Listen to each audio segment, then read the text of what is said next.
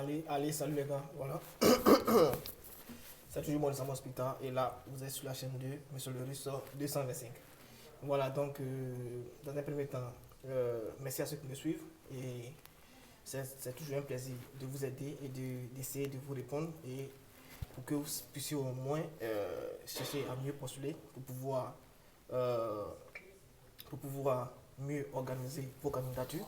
Voilà, et je vais répéter encore que nous suivons aussi les étudiants étrangers pour ceux qui sont intéressés à vouloir venir étudier ici en Russie. Voilà, et en ce qui concerne les bourses, il y a toujours les bourses qui sont disponibles, c'est-à-dire la bourse, il y a des bourses en Pologne, il y a des bourses en République tchèque, il y a des bourses en Belgique, il y a des bourses aussi au Canada, mais je rappelle encore que, en ce qui concerne le Canada, actuellement, les admissions et les bourses actuellement sont fermées pour septembre, pour ceux qui veulent étudier en septembre 2023. Si vous commencez la procédure actuellement pour étudier au Canada, ça sera forcément pour janvier 2024. Voilà, donc pour ceux qui sont intéressés, vous pouvez déjà m'écrire inbox ou bien vous écrivez au numéro qui est juste là, qu'on puisse vous aider et monter votre dossier. Voilà, donc je fais cette petite vidéo là pour répondre un peu au questionnaire.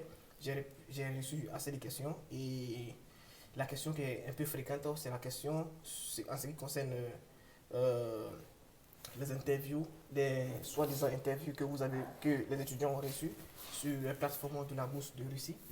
Voilà, donc j'essaie un peu de faire cette vidéo-là pour vous répondre un peu, mais avant tout, je vais commencer à répondre au questionnaire pas à pas et ensuite répondre à cette question. Donc si vous êtes intéressé, suivez la vidéo jusqu'à la fin. Vous allez voir que je vais essayer de vous expliquer un peu euh, en quoi consiste ce message-là. Donc, dans un premier temps, il y a ceux qui m'ont posé la question, à savoir, ça, je parle de ceux qui m'ont écrit via WhatsApp et qui m'ont demandé comme ça quand est-ce qu'ils vont recevoir leur message, c'est-à-dire leur première sélection. Et je l'ai toujours dit et je le redis ici encore. En ce qui concerne les sélections, chaque pays gère sa sélection, chaque pays gère sa date. La bourse de la Russie, on sait quand ça commence, on sait quand ça finit, mais on ne sait pas quand est-ce que les résultats sortent, vous comprenez. Donc, pour le premier tour, je vous avais déjà dit, pour le premier tour, chaque, euh, chaque pays gère sa candidature. Je prends un exemple du Mali comme ça, qui a dit à ses compatriotes déjà de traduire des documents au premier tour. Vous voyez, c'est différent du vôtre, alors qu'il y a, par exemple, comme ça, d'autres pays où vous n'allez pas traduire les documents. Donc, je ne peux pas savoir en même temps, pour ceux qui m'envoient des messages, c'est quand est-ce que pour le Tchad sort, quand est-ce que pour le Sénégal doit sortir et tout ça. Moi, je ne peux pas savoir directement parce que moi, je ne suis pas avec vous là-bas. Donc, chaque État, chaque gouvernement gère ses attributions, chaque gouvernement gère ses sorties de date, ses sorties de résultats. Vous comprenez un peu.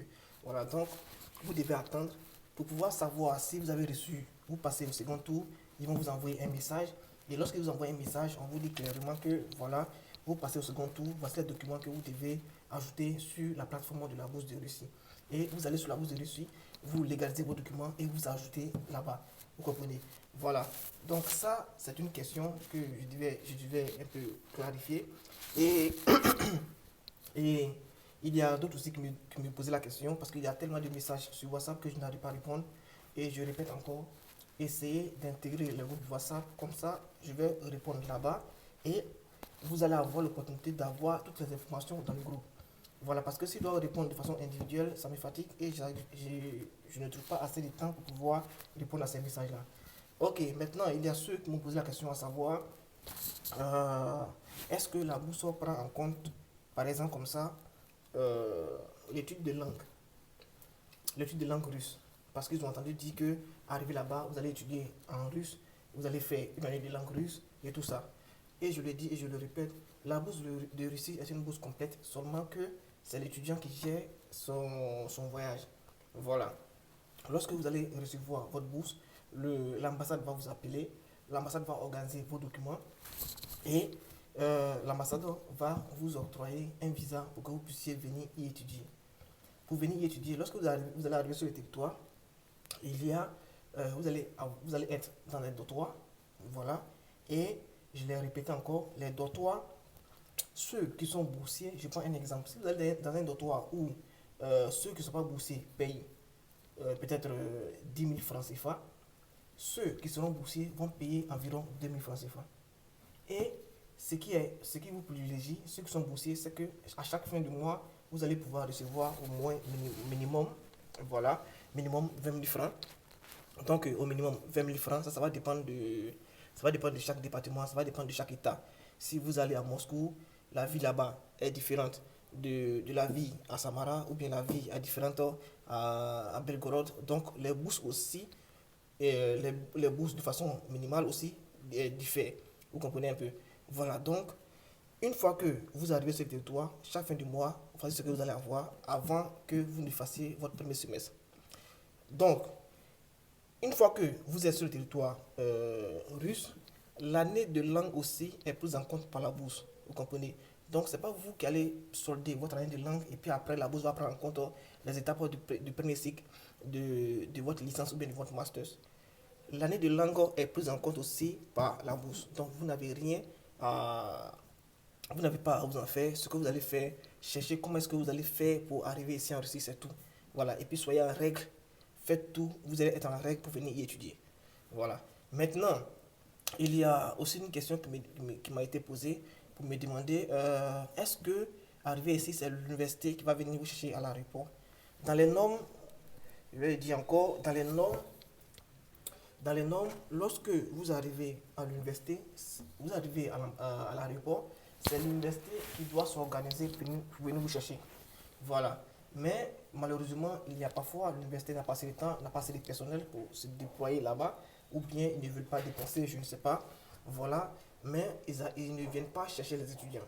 Donc, si vous pensez que vous êtes dans ce cas, directement, vous écrivez à ce numéro qui est là, ou bien vous allez dans la description, vous allez voir mon numéro, vous pouvez m'écrire, et puis on verra comment est-ce qu'on va faire pour vous accueillir, et puis on verra comment est-ce que, si déjà, parce qu'avant de venir, faites attention, avant de venir, si dans les normes, l'université doit vous demander d'envoyer, par exemple comme ça, votre billet d'avion, de faire parvenir de scanner votre billet d'avion, et aussi votre visa, vous comprenez.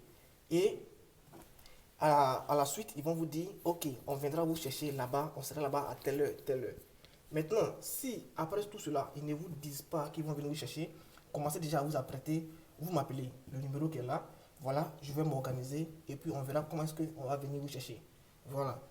Maintenant, euh, s'ils ne viennent pas, ce n'est pas un problème.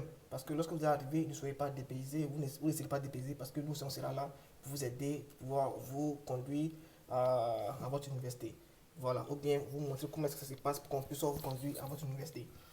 Maintenant, en ce qui concerne le message que les étudiants ont reçu, parce que c'est pour ça que je fais cette vidéo, mais je voulais en profiter pour pouvoir répondre un peu aux questions que j'ai répondues, aux messages que j'ai reçus via WhatsApp et tout ça.